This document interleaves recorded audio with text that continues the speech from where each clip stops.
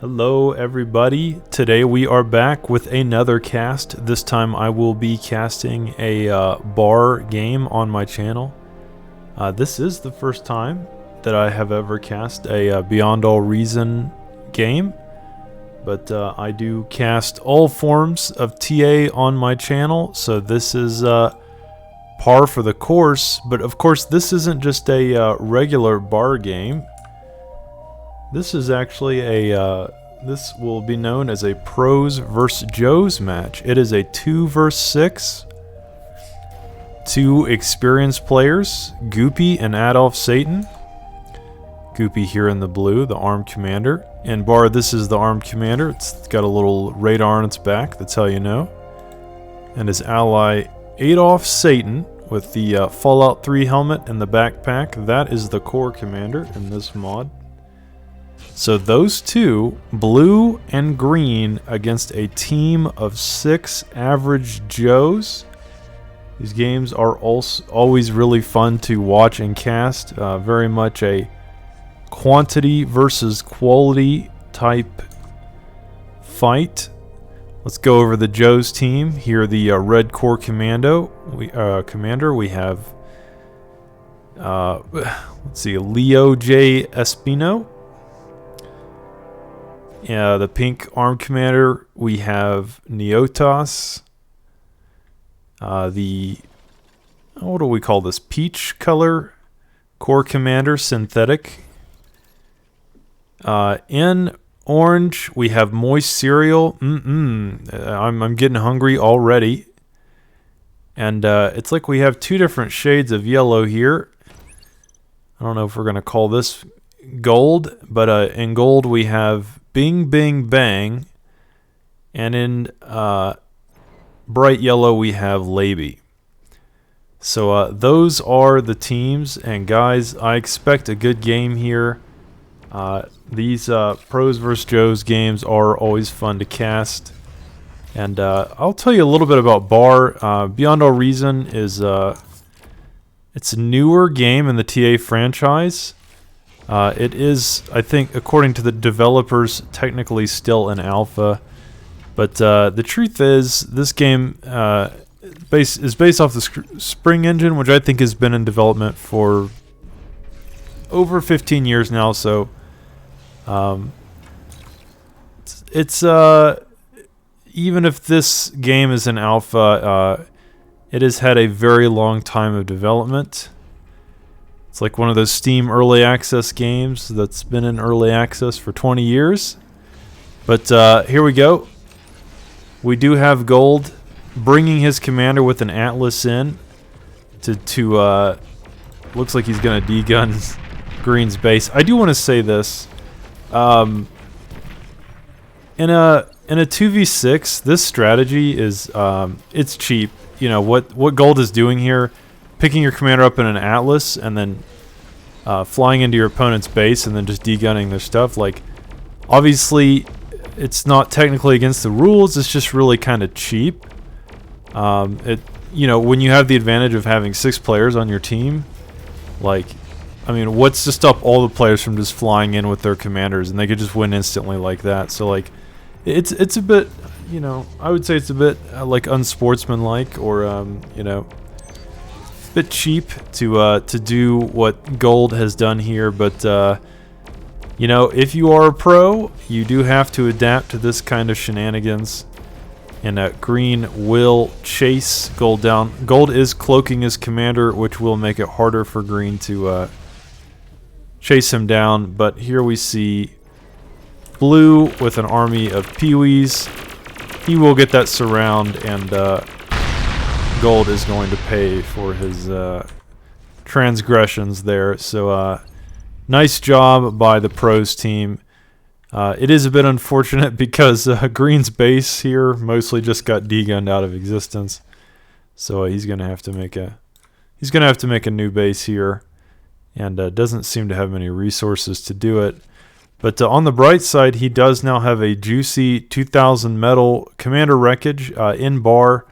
The commanders do leave wreckage, and so that is an interesting mechanic there. And having that 2,000 metal commander corpse should help him get back into the game, even after Gold pulled that cheeky little airdrop into D-Gun stunt, which, like I said, a bit cheap in a 2v6.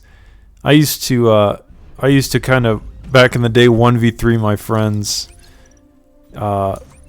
in spring, and they would sometimes do things like that. And it's like, come on, guys, it's 1v3. You can't just D-Gun me. But anyway, it does happen, guys. It's for fun. Goopy here building a light laser tower in the middle of the map, but I think he realized with this Samson and all these AKs, this probably just isn't going to work, and he does decide to back off. He's going to self-destruct this light laser tower, just so the enemy can't even get any reclaim off of it. So, you know, part of the mark of a pro is actually knowing when to retreat, knowing when to fall back and fight another day instead of continuing to waste resources on a lost cause. And Goopy will pull out there. But guys, you can hear the soundtrack in the background. The bar soundtrack is very impressive. It's really good. Let's check out the players' bases here. Red building some instigators. He's got a lot of construction vehicles. Looks like Pink is also on construction. And Peach spamming out some aggravators or storms. Orange kind of deciding what he wants to do here, doing a little bit of everything.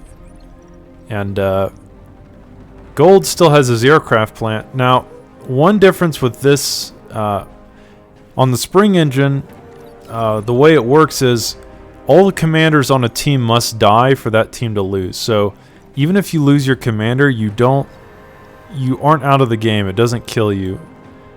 Typically, that's the rules. So that's another thing that makes this cheap, was that Gold did take his commander over to the left side and suicide him, but he does get to keep this air factory. And yeah, that's you know, in a 6v6 or like where the teams were even, it wouldn't be that good. But in a 2v6, you know, it worked out for him, I guess. But the pros are no means out of the game yet. Even though Gold did put green behind, he is steadily returning. He is building all these wind turbines, reclaiming this commander for metal. And I think the pros will be able to come back into this game just fine. But yeah, Goopy doing a little bit of a D-gun there on that Samson. And Pink's going to have to be careful. Remember, it's when all the commanders die on one team, that team does lose the game. So the Joe's team has 6 commanders. The pros team only has 2 commanders. So essentially the pros team has to be ultra careful with their resources, and if they lose one commander, they're halfway out of the game. All the enemy team has to do is kill the other commander, and they just lose. And killing a commander is not that difficult in Bar. There's a lot of ways to do it. It's I mean, I suppose it's similar to Escalation or OTA. Killing commander not too difficult. If you know where they are, you can bomb them, you can snipe them with long-range units, you can hit them with Berthas or nukes. I mean, there's tons of ways to do it. But Blue is going to build an Overwatch or a Sentinel here, heavy laser tower, and that will push off this aggression. At least for now. But Gold with a bombing run here. He does have quite a few bombers. Let's see how many this is. Like 8? 8, I think, or 9. And he looks to be committing those straight onto Blue's commander. Not sure what happened there, but they will be swinging around. And here goes that first bombing run. They will get Goopy down to 65% and going for another run. Goopy in trouble here. And the problem is he just doesn't have much air defense, so he will try to juke these. He does cloak temporarily. And he's at 16% health. There's just really not enough air defense to protect his commander. And these bombs will continue to fall. Even if they can't see him, they probably do still see his radar signature. They can kind of guess where he is. Goopy's juking, but wow. So that bombing run, very successful. The Goopy just didn't really have enough air defense, but I mean, when you're against 6 people, it's hard to build everything. It's hard to protect yourself against everything. Goopy was spending his resources trying to defend this relentless ground pressure.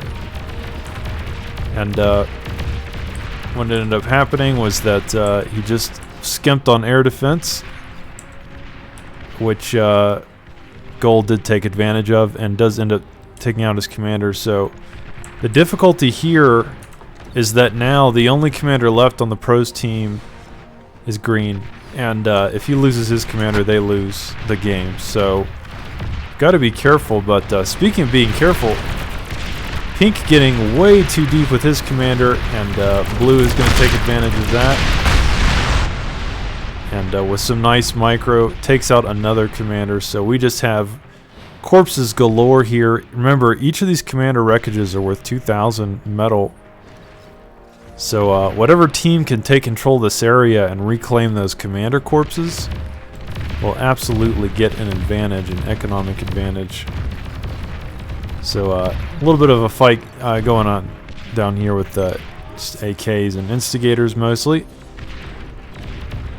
But there is some defense on both sides. Red is moving his commander in though. And right now he just looks to be reclaiming.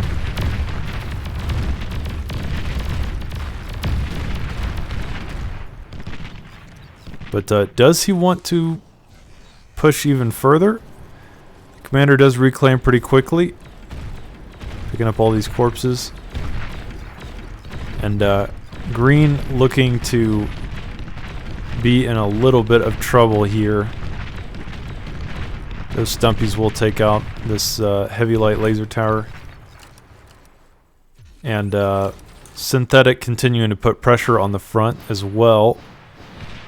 We've got thuds and storms here, and a lot of peewees. But peewees versus thuds and storms, I don't know. I don't think there's enough. Synthetic's commander is there too, and there are Samsons in the back to offer that fire support. So, yeah, ultimately, Blue does bring construction vehicles up here to reclaim that commander corpse. But it's looking kind of dire for the pros. The Eastern team is kind of collapsing on them from all sides. Just looking at the mega map here, we have both Pink and Peach kind of pushing in through the middle, and then Red pushing through the bottom with this commander and some stumpies. But it does seem as though Green has made it to T2 just in time, and he's gotten a pyro out. And these pyros can be quite a fearsome foe.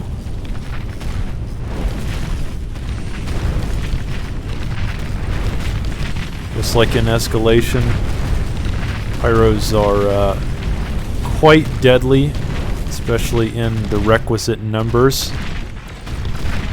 So let's check out what's going on here. Blue has his own pyros. And I don't know if Green gave him those pyros. We'll have to check in a second, but either way, we have quite a few pyros for Blue and Green, and given that the Joe's team is not on T2 yet, that will give the pros an advantage. Now, one interesting thing here to note, what Goopy did there was walk his pyros into the line of enemy units to self-destruct them.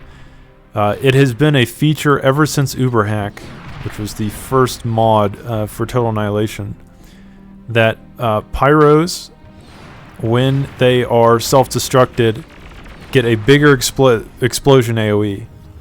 It's a really cool little thing. Like I said, it's been there since the beginning of this mod, or the line of mods that eventually led to Bar, and they've kept it. So pyros in this mod can self-destruct, and it's like it ignites their backpacks to cause a massive explosion. Very cool utility, and nice to see it used there. But still, those pyros will push off that aggression for now, and continuing to move forward, cause even more harassment. But yeah, Red's got to be careful with his commander there too. But as you can see, pyros don't have the most health. They are more of a close range skirmish or raider K-bot. They are not really meant for long engagements. That is more the can's job. But I think what's going on here is that Green gave his teammate a Twitcher, which is a combat engineer, which can actually build units. Now that may sound crazy, because I don't think in OTA mods your combat engineers or your constructors build units, but that is a thing in Bar. So building units with units, how perverse. But that is what has happened here. Green has given Blue his constructor, which is allowing Blue to produce these pyros, and most certainly keeping them in the game. Red's still putting pressure on the bottom left here. And even though the pros have managed to hold on for now with that amazing pyro defense,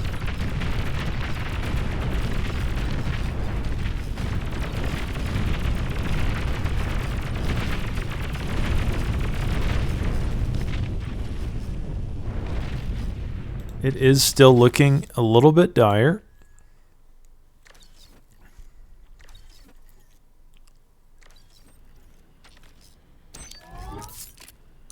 And we'll have to see what the pros can do. Red's still putting pressure on through the bottom, and Pink and Peach in the middle. But this many pyros, or fiends as they're called, in Bar, that's a lot to deal with. See what the players are doing. Yellow has constructed a Guardian up here. He also has, so he's got a lot of defenses on this hill. We'll have to see if those come into play.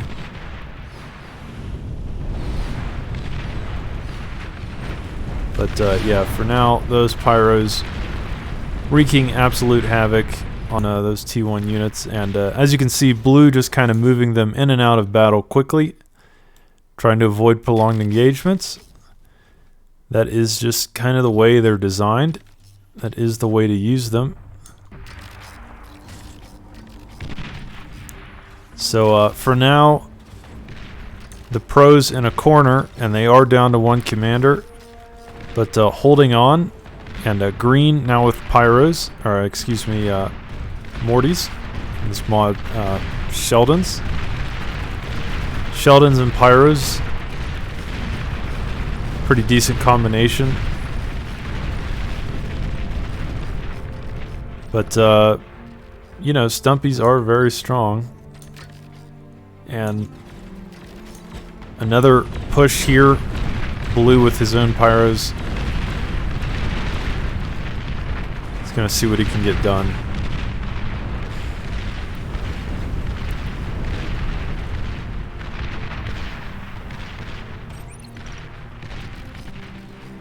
And he has a lot of pyros, but there is a Bulldog now on the field. So Pink now on T2 himself and producing ARM T2 vehicles. So that will make it quite a bit harder for Blue to push through with pyros. But Green now with these Mortys that can outrange all the T1 defenses. Well, not all of them. They can't outrange Guardians, but they can outrange all the laser towers. And he will slowly take out all this defense and push through against his opponent there. So definitely well played by green. And in the meantime, blue is going to go for his own push in the middle with all these pyros, and it looks like they will take out just about everything there.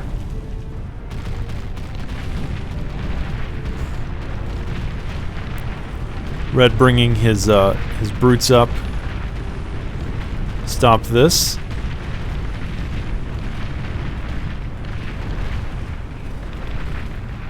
So, yeah, the pros are making some headway now with some good pushes on all fronts. These Mortys absolutely devastating against static defensive positions, as we can see. And, okay, Orange is now building a nuke. So, Orange hasn't really done much of anything this game for his team. But I guess he's decided he wants to contribute by building an apocalypse, or I think in OTA it would be called a silencer. So he's going nuke. Yellow looks to be going eco. He's just going to eco for his team and share his resources. He does have some peewees up here and going for some kind of attack.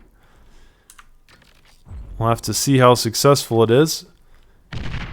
Oh, he does stop right before he reaches the defense, though. And green continuing to push forward with these pyros. Now red has made a dragon's teeth wall.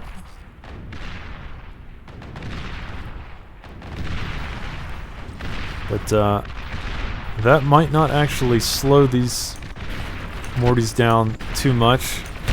And yellow is finally moving through there with all of his little peewees, and he will take out all those constructors before they can get defense up there. So that is a problem. Blue doesn't have anything up there, and he's, as you can see, quickly sending a whole horde of pyros as fast as he can to go and push all that away. He definitely doesn't want to leave all these peewees to just take out his base. He's got a ton of moho metal extractors up there, and yeah, these pyros will move in, and they will burn those poor peewees alive. Not even really a contest, more like a slaughter. But green has now moved all the way up onto the high ground here, and is now shelling down on the Joes, taking out all this defense that they've built up over the game. And one pyro will take out this geothermal as well. So, but red is retaliating now with some Reapers, or Tigers. And Tigers against Pyros, pretty good. But green doing a good job of microing back and forth to kind of dodge some of these shots. But yeah, once Reapers can get on top of these Mortys, they will just chew them apart. Very devastating. Very disgusting engagement, as you can see. And yeah, those will not survive. So, very nice counterattack by red. He will not only take out the whole army that green had up there, but he is now even in the back line, taking out the economy, taking out the cons, and now just causing all kinds of havoc in green's base. Peach doing his own little counterattack into green's base. But blue will intercept him with pyros. However, he does get a few AKs through.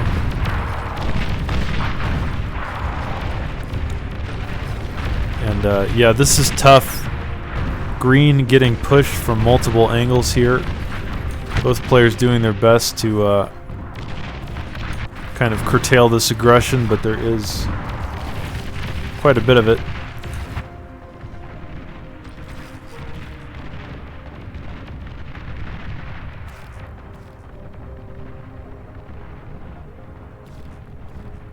Building that Scorpion there. Let's check out the Nuke. It's at 60. The Nuke silo is at 60%.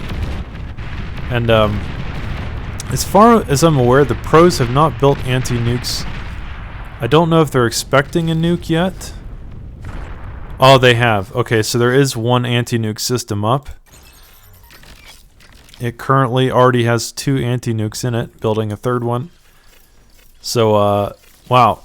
They are already prepared for the nuke strat.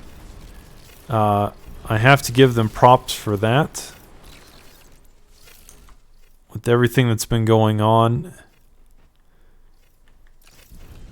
Having the presence of mind to build a nuke in the midst of all that is quite impressive. But, you know, the pros, even though they are holding their own side of the map, just if you look to the top right here, they're still about 100 metal behind the Joes, who have had a lot more time to eco. They've been under a lot less pressure. The pros have more or less been playing defense this whole time, which, in fairness, is what you expect in these scenarios. It is hard to play offense when it's 2v6, but Green will make a valiant attempt here, and he will take out some construction vehicles at the very least. So, yeah, nice job, Green. Getting some raiding done. And Blue sending some ghosts. So the ghost is basically, it's a cloaked unit. It doesn't have any combat value. You can instead use it to spy on your opponent. And Green will attempt to get into Gold's base here, but not be successful. Peach with another attempt to raid the top, but also just doesn't work out for him.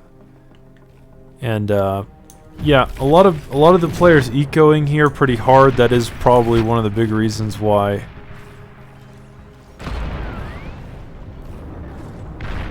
the Joe's team is so far ahead on resources, is that so many players are ecoing up.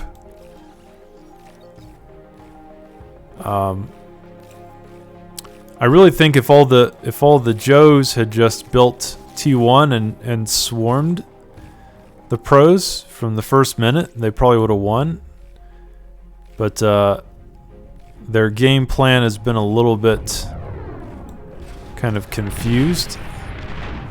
Some players are kind of ecoing, some players are being aggressive, some players are teching up or building defense. Not great coordination between all the Joes, but that is what makes Joes vs Pros games fun. The Joes are the pros are usually very coordinated, and the Joes are kind of all over the place. But a nice counterattack here. A lot of AKs and Fidos. Some radar bots in the front to get some scouting.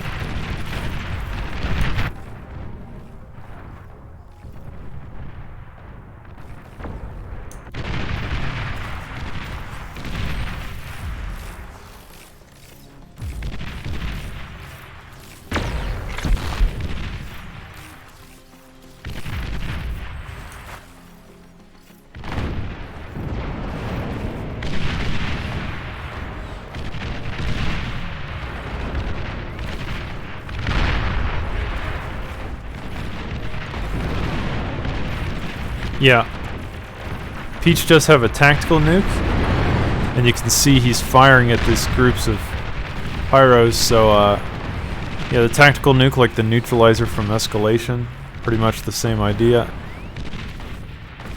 And it's gotten quite a few kills already. So a couple good tactical nukes did take out most of that push there. And at the moment, we're kind of stalled in the middle.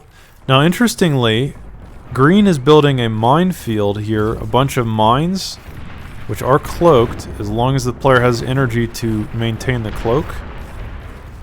And We'll have to see if those mines come into play. That would be really interesting. But as I was saying earlier, yellow did build some defense on this hill. And green gonna now try to break this defense. We'll see if he can get through. That is a lot of AKs. But Guardians are pretty beefy. They are pretty hard to kill. And they do AoE as well. But wow, it is such swarm here. It's so many AKs. It just feels like a never-ending assembly line. Can they finally take out the second Guardian? There is also a Sentinel here and a light laser tower. So there's plenty of defense. But there's also plenty of AKs, and eventually that Guardian will go down. Green just building an endless line. Oh my god. Look at this. It's, what is this? 6, 12, 18? Nano turrets, just mass producing AKs. So, yeah, the Joe's team really struggling to stop that endless wall of spam. Pretty impressive.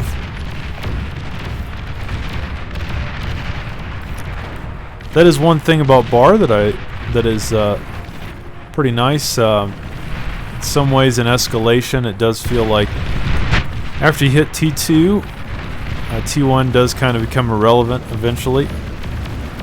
But in Bar, it feels like T1 kind of stays relevant throughout the game. As you can see, it is 31 minutes into the game, and even though green is on T2, he is just spamming out T1 units here. But here are those mines I was talking about earlier, and they are coming into play. Units are walking over those minefields and exploding in very dramatic fashion.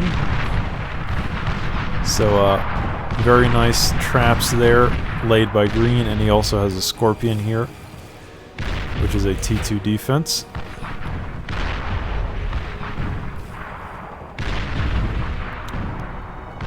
But yeah, red continuing to put on the pressure, but there are a lot of Scorpions. And again, the pros are a lot more coordinated than the Joes. Blue doing a push through here with Pyros at the top. How much can these get done?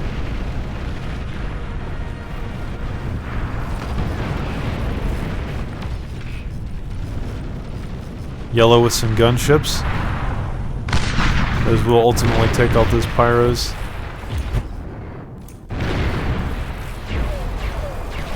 And yeah, as you can see,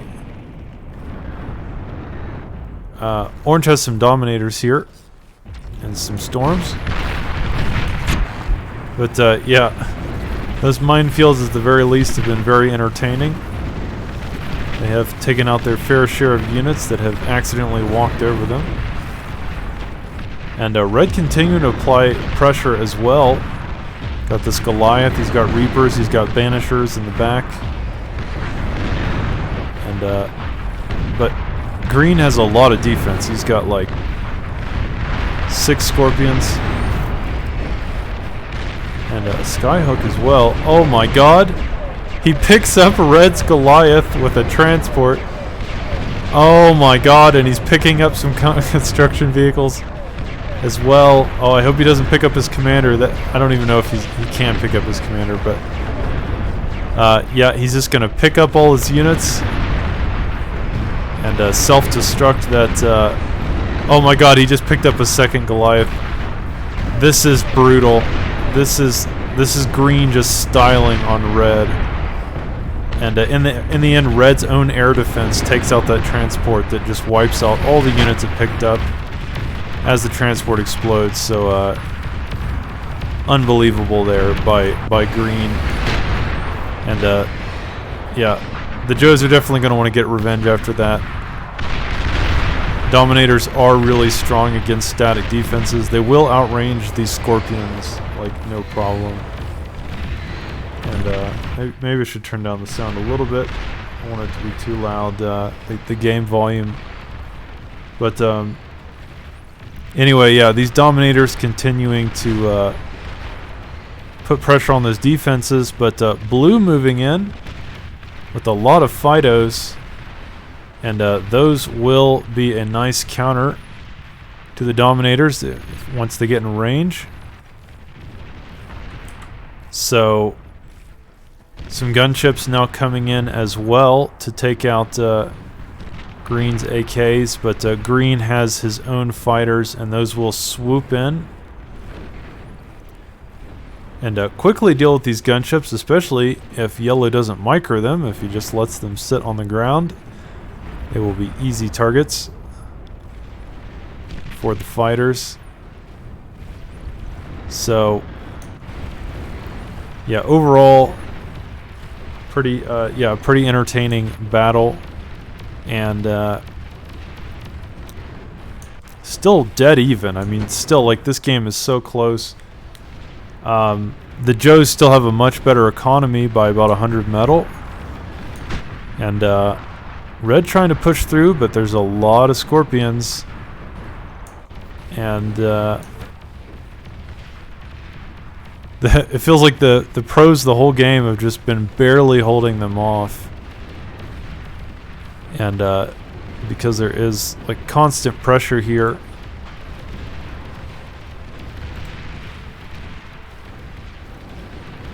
Blue has a lot of Fidos though.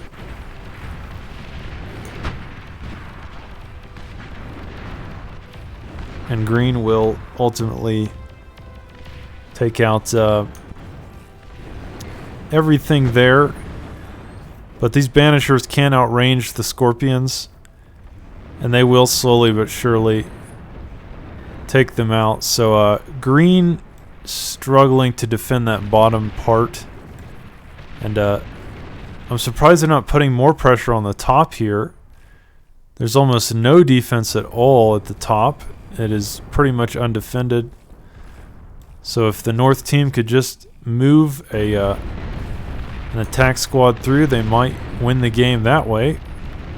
But in the meantime, Red continuing to move forward with his army, but the endless AK spam from Green at the very least being extremely annoying. And Yellow with a lot of these sprinters, or it's a fast Raider K-bot. I think it might have been called the Freaker originally. But yeah, not microing those super efficiently there, and most of them will die to the defense. So I guess there was more defense than I thought, or maybe he just put it up. But either way, Blue does manage to stop that attack. But now Gold with his own attack with a lot of Fidos versus mostly AKs, and yeah, Fidos will do a pretty good job there, especially if they can stay at range. But of course, Blue has his own army of Fidos, so we'll have to see what happens. But Red continuing to try to push forward here, and Green desperately building defensive lines to stop this attack, and doing the best he can to halt this aggression. But I don't know. It's just endless. And now Green doing another, picking up Goliaths and a transport, and picking up Banishers. He does end up getting one Goliath that way. But yeah, Red does have some air defense now, so yeah, as you can see, the Joes still kind of stuck on their little corner of the map. And at the moment, still with less metal and energy production than their opponents, but they are catching up. And Red now with a trimmer, which will shoot these volleys of shells down at his opponent.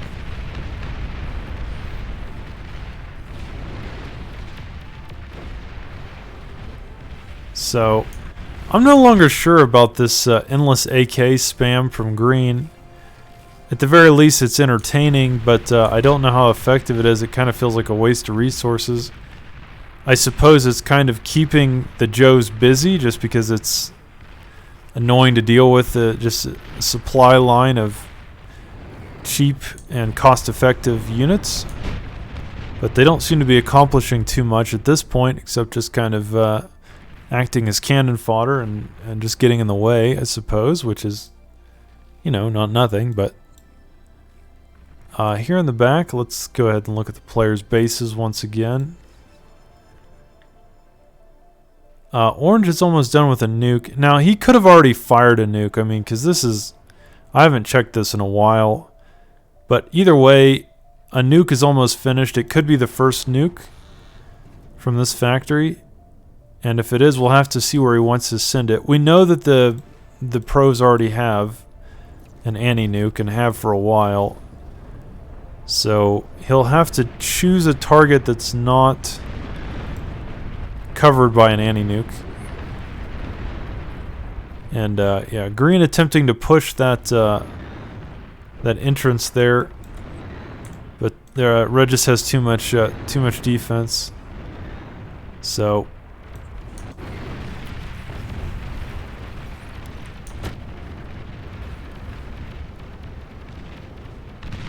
oh my god, yeah, and there we just saw a chain reaction with a single sprinter. He killed one Moho metal maker, and it caused a chain reaction of all the buildings there. That was just a massive economic blow for the pros. And now some Zeus's moving through. This could be bad. This could really be bad. Zeus's versus AKs. Not really a contest. Now there is a gunship, but if these Zeus's get these fusions, those will also blow up, I think, in kind of a chain reaction. And now most of blue's energy economy is gone, so it's looking pretty bad now. The Joes are pushing through.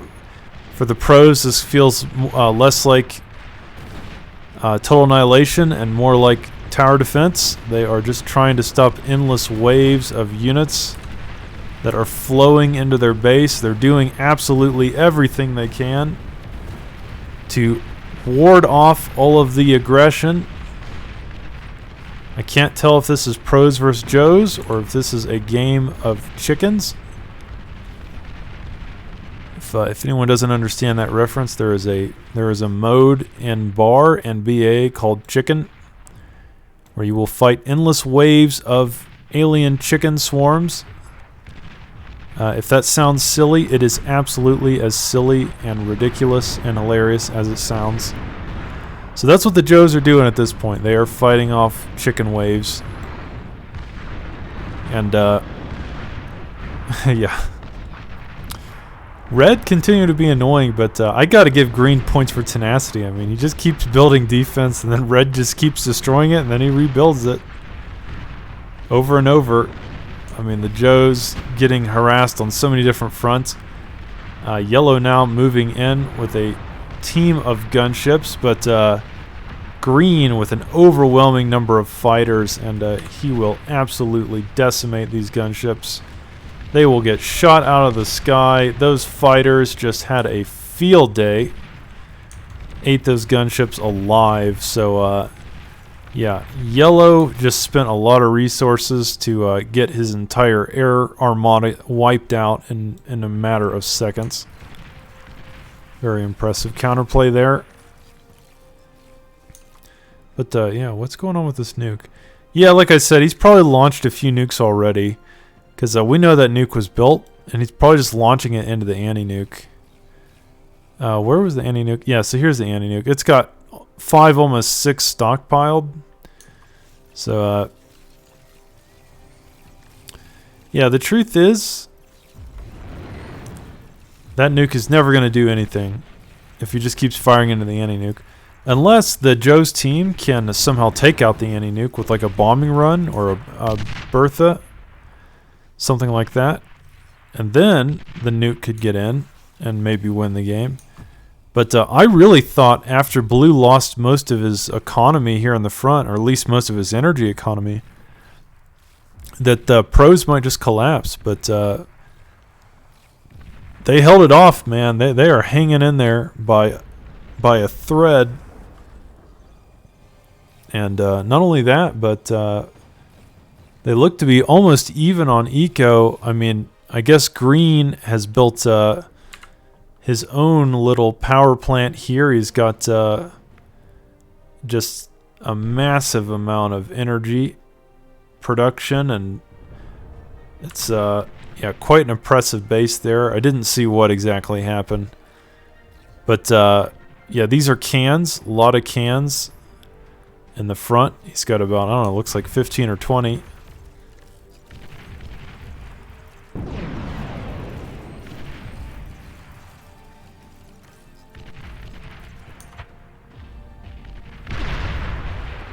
And that looked like about 4 tactical nukes going off simultaneously. That is what it was.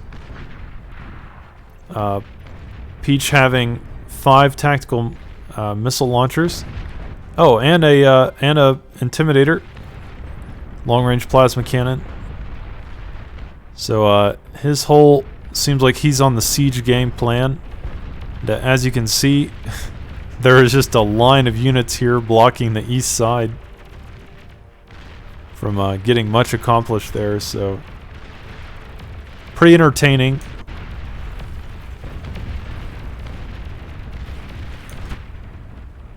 Now this is a lot of cans, but I don't know if it's enough cans. And this trimmer I think has 16 kills.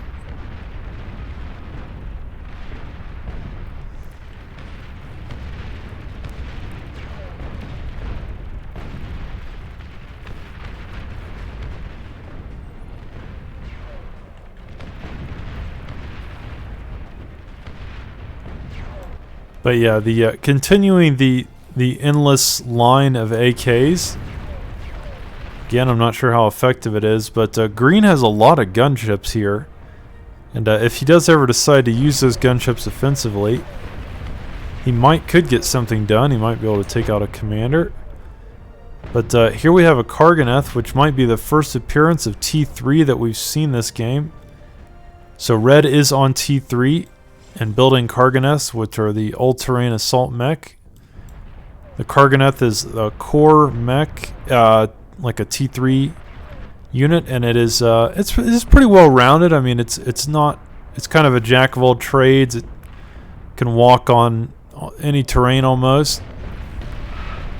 But oh my God, Green himself has built a Krogoth. It looks. So Green was also on T3. Sorry I missed that. Of course, we knew all his resources had to be going somewhere. And, yeah. This is called a Juggernaut, but it's essentially a Krogoth. A Krogoth versus Krogoth. Not really too much of a... not too much of a fight. Not very balanced combat there, so... This Krogoth will, if Green moves it forward, it can just walk in range of this and take all that out pretty quickly. Peach sending tactical nukes.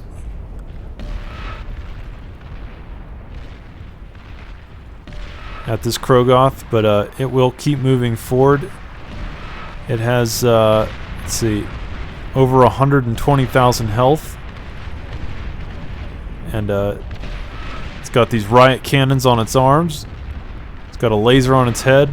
And it's got missiles on its back. Peach continuing to send the tactical missile spam. Try to stop it, but just don't think it's going to be enough. It has so much health. Of course, they are kind of causing it to retreat. And in the meantime... The Joe's sending forward a push with mostly Pee-wees there. But will Red get these 3 Krogoths and sneak them around? when green's not looking. Well, unfortunately, green has his own Krogoths, and he has 4 plus all these defenses. So I don't think that's going to be much of a fight there. Green will probably just overtake or overpower these Krogoths with his own. So nice try by red, but green was prepared for that attack, and he does still have this at 70% health. So gold now building these rolling bombs. I think these are only... I think these are T1. I think these are T1 rolling bombs, so probably not going to get too much accomplished. But pink moving all these pyros in now on top of this army of Krogoths. But ultimately that doesn't seem like it will achieve too much, as a Krogoth RT3, and as such they are pretty strong against pyros. So green does have a lot of all-terrain assault mechs here, and it does look like red will kind of go into a full retreat. But he does have this behemoth, which is it's like a Geo with massive cannons. So that should put out some DPS. And purple now bringing in his army as well to enter the fray. Looks to be like a lot of flashes and peewees, but I mean, it's swarm strategy, boys. And Krogoths are pretty good against this. I mean, I think they'll be able to stop it. Green continually bringing down AKs of his own, and pyros now from Peach. Pyros are pretty good against AKs, but not so good against Krogoths. I suppose they are getting closer to the production line of green. And yeah, just kind of a never-ending battle here. Purple with some warriors, but those will get swarmed. And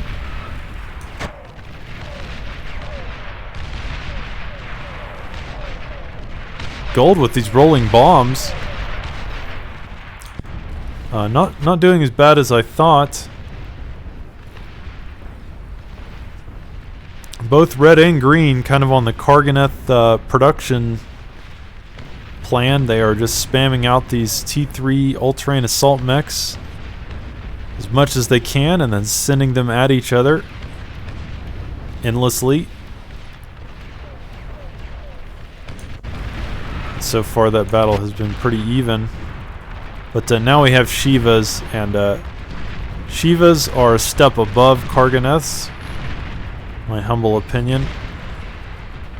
Very well designed unit. But yeah, I didn't see what happened there.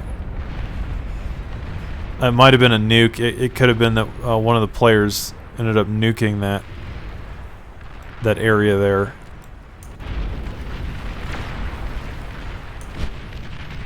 But either way, yellow now putting pressure on the top. He's got a Bantha. Bantha is like the arm equivalent to the Krogoth. And he's got a lot of fat boys in the background as well. And this fight is pretty damn close. Pretty epic. The Joe's doing a really good job of keeping the pressure on. They're not letting up. And as they should keep the pressure on, because they do not want to let the pros breathe. They do not want to let the pros get an advantage. They know the pros are more experienced. They have better macro. They will outproduce them and out-eco them in the long run. The only way they can stay in this game is constant pressure.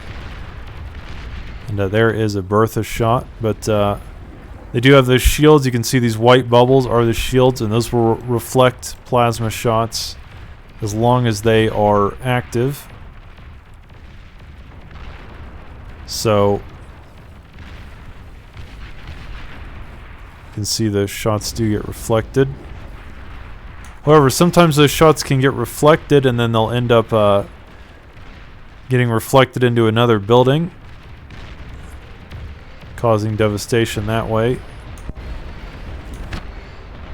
But yeah, a lot of Shivas here, and the Shivas are they're really strong. They're especially good against T1 units. They have these 2 cannons, which hit like a truck and a large AoE, and then they also have missiles coming off their back. So they're really good against T1 spam. Yeah, see, someone even made a marker that said Shiva Wet Dream, because this is kind of the perfect scenario for Shivas, just mass clump T1 units. Just so great for that. But yeah, the Shivas are really strong, and they're also amphibious. It's a really nice T3 unit, very well rounded. But no, yellow continuing to put pressure up here, and blue has done something that has paralyzed this Shiva for 15 seconds. Now moving in with Fidos. But in the background we have Fat Boys. And a lot of rapiers coming in here. A lot of gunships. Gonna try to take out that Bantha. But Banthas have a lot of health, but he will kill it. And oh my god. Yellow getting so close to blue's eco again. If he could kill these advanced fusion reactors. Each fusion reactor producing 3,000 energy. It's like 3 times the amount of just a regular fusion, I believe. So once again, the pros just barely holding on. Yellow putting on a ton of pressure top. And this Krogoth, worth its weight in gold, pushing back these attacks. Now Peach only has 1 Bertha that I can see, or Intimidator. So they would need more than that, but yeah, here we go. Purple building, a Vulcan.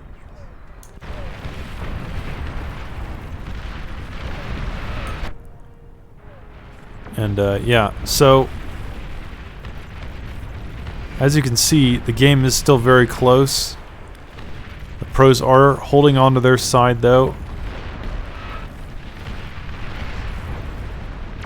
I don't know if there's anything going on back at the go ahead and check the players' bases. Someone's saying a good bombing run to end. Yellow building enough bombers to try to, all he has to do is snipe green's commander and they could win the game still. As I said, in some ways the longer this goes on, the better it is for the pros. But yeah, this Krogoth may have gone a little too deep here. It is getting absolutely surrounded by just a combination of T1, T2, and T3 units. But they do have those riot cannons, and I believe they can just stomp on things too. So even all that won't be enough to take out 2 Krogoths. And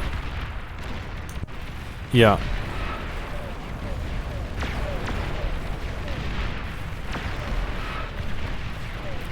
Very close game still, but it feels like the balance has shifted into the pros' favor, maybe for the first time in the game. They are now winning on eco. They are now ahead economically. They have the better army. Green at this point has 5 Krogoths, 4 or 5, maybe 4, and working on the 5th one right now. And that many Krogoths is extremely difficult to deal with.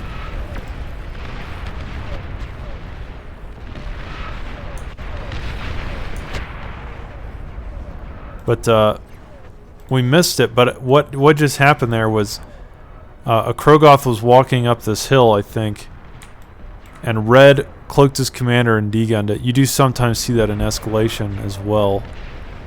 So yeah, you can still do the cloaking commander degun trick to it's kind of a last resort. against massive T3 or T4 threats.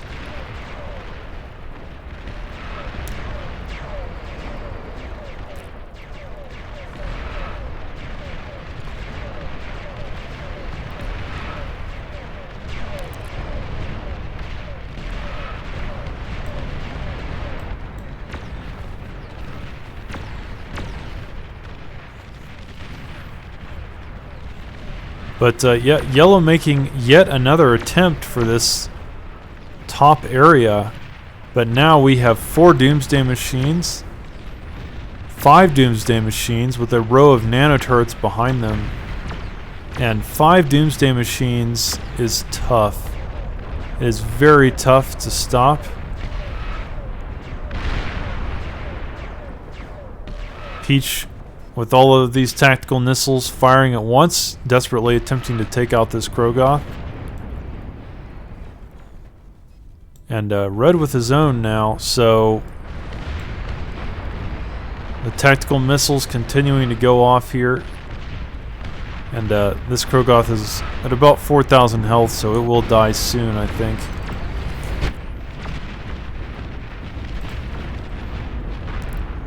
Yellow continuing to move forward, but 5 Doomsday Machines is difficult to deal with, and I don't know if he has enough to do it. It's just a lot of stuff.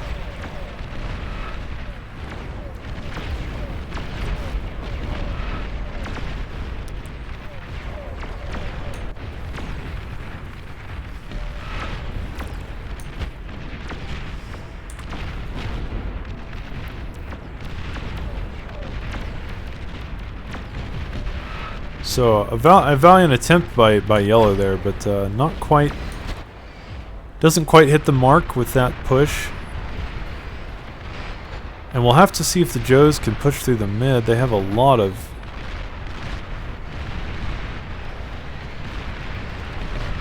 thuds and some dominators, some warriors, some termites, and even some peewees. So, is that enough? Oh my god, look at all these Doomsday Machines. There's, let's see, 1, 2, 3, 4, 5, 6, 7. Working on an 8th. I don't think that's enough. There's just so many Doomsday Machines.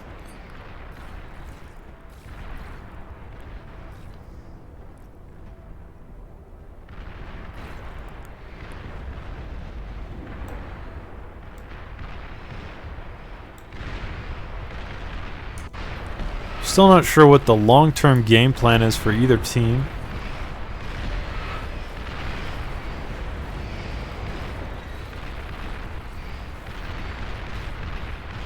We do know that yellow has been building this massive bombing run for quite a while, and he could end the game with that. But green does have his commander cloaked and covered by a short-range jamming device, so that does mean that the enemy team will have a tough time knowing where he is, even if they wanted to nuke him or bomb him to death. But Krogoth moving through the top here, and that's a lot of Zeuses. But clearly Krogoths do not give a single shit about Zeuses, and he will absolutely clean that up. Red with some more shenanigans here. Cloaked commander. D-gun attempts. But the green, I think, seems to be aware of it this time. And he will move that Krogoth back so the commander can't get that free D-gun. Killing 300,000 metal for free, basically.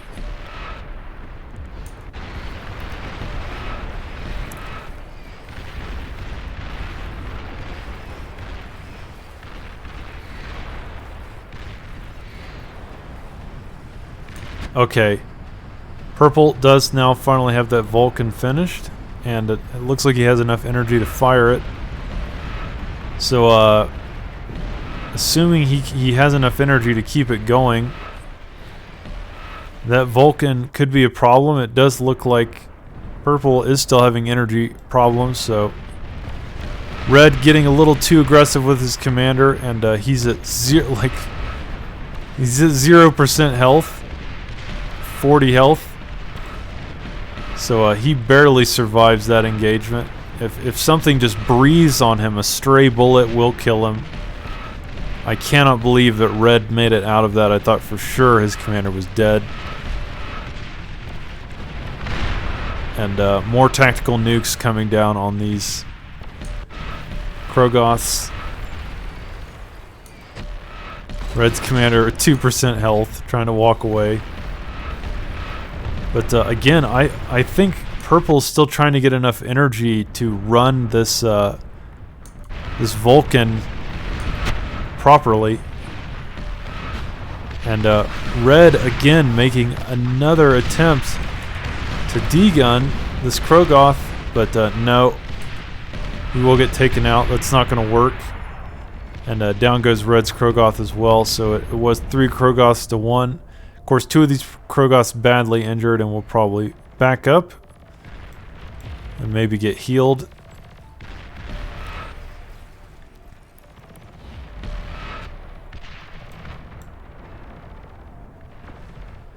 Yellow seems to be gearing up for another attack at the top. And now, once again, this Vulcan firing.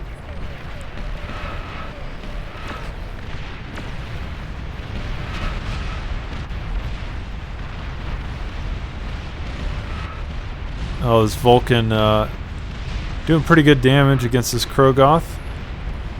Seems to be its target. And it will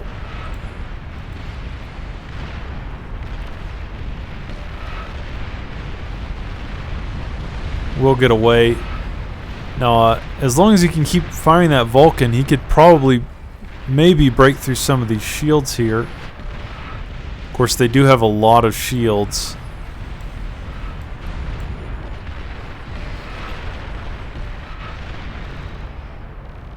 So that Vulcan still seems to be targeting this Krogoth.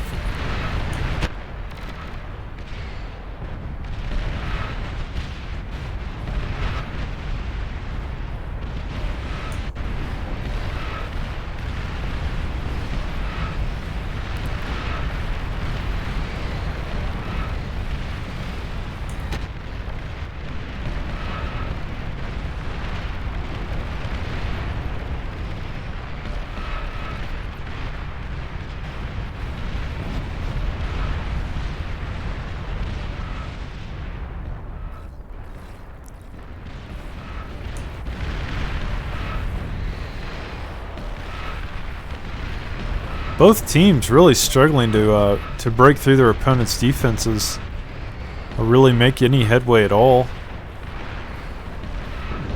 But as I said, it does feel like the game has slowly shifted in favor of the pros here.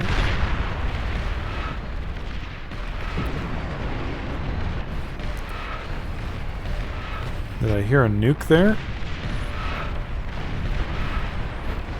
Or no, that must have been tactical nukes.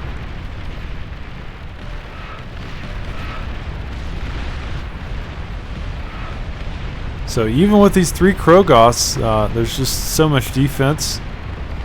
And with this Vulcan firing in the background, it will absolutely cause devastation. Difficult to deal with for sure. It will over time certainly take the health down even off of these game-ending units. But it's making another attack here with a million grave robbers or rectors. What he does is he resurrects a red's commander that he killed. And so now Team 2 has 2 commanders again because they resurrected one. So they're a little safer at least. Now that they have to lose 2 commanders to lose the game. And these Krogoths continue to try to push forward against just endless defensive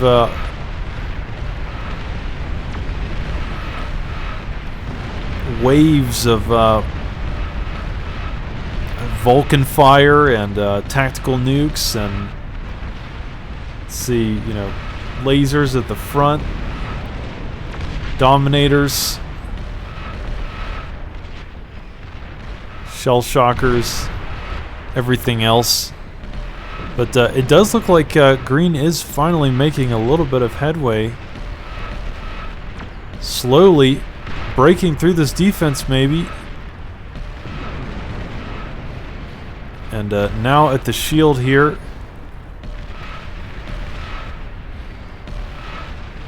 So much defense, even these 4 Krogoths struggling to get through.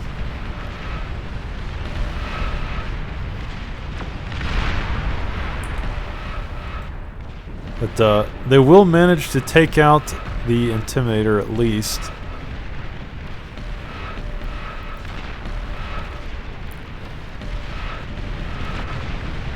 So that was a pretty epic fight, but if they could get to this Vulcan, that would be really good. This Vulcan has been a really nice defensive tool, continuing to take out Krogoths almost by itself. So they're going to want to take that out if they can. In the meantime, yellow at the top is continuing to push here, but there's just so much defense up here that I don't know if he can. Meanwhile, Krogoth at the bottom doing its own little push against some catapults and Shivas.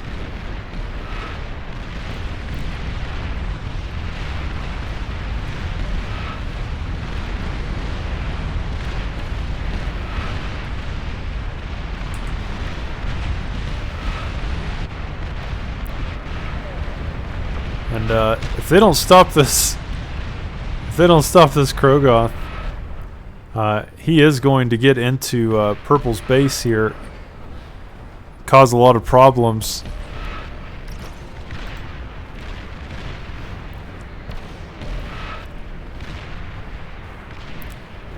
It's quite a few rapiers, so there's a lot of gunships on this. They are slowly taking it down. It's at 30% health. 20, 26, 25. Both going down pretty quickly. But it does cause a chain reaction there. And he is going to self-destruct it in 5 seconds. It's going to go for maximum damage with the explosion. And wow. It was like a nuke in the base. God, if he had just gotten a little further north, he could have taken out all this too. That would have been so funny. But either way, there's more Krogoths coming through the middle. And oh my god. Can he take out this Vulcan? This thing has been such a pain for the pros. It's got a lot of health, but I think with 2 Krogoths, they will eventually be able to destroy that, and they do.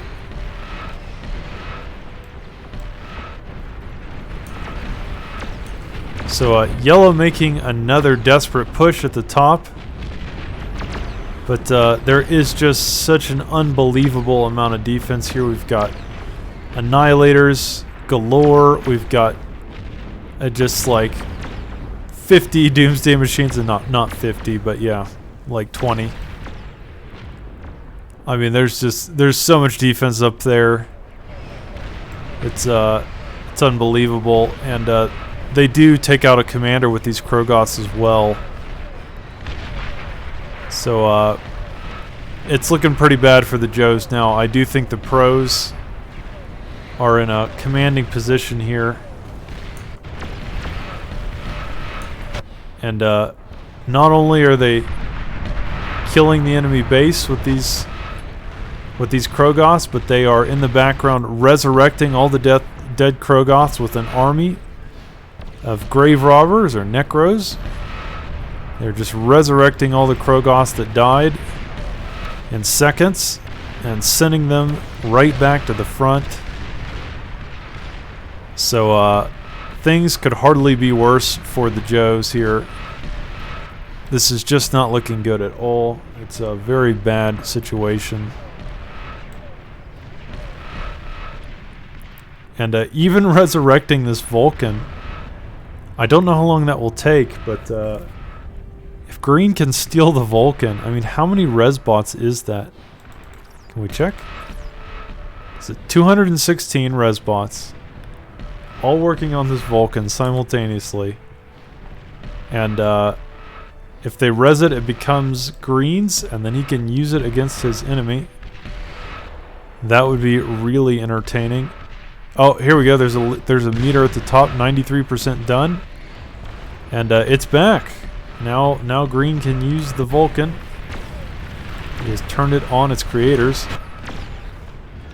Blue moving through the top with some banthas. And this Vulcan now turning to fire towards its original owners. And that's got to be devastating. That's like adding insult to injury. This Vulcan going to fire at Moist Cereal's base. And each shot so devastating. Taking out lines of defenses and economy. Nano turrets. And now the commander. All gone. All chunked. So, wow, that is a lot of resbots.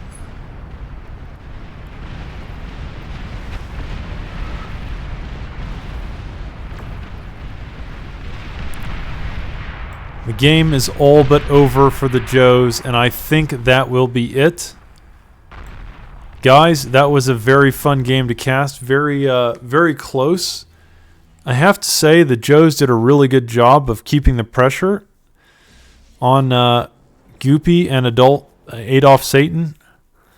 They most certainly could have won there, but ultimately the pros do pull it out with better teamwork and better defense, better macro. So 2v6, a very entertaining game. Was great to cast, guys. I hope you'd enjoyed it. And yeah, I will be talking to you soon.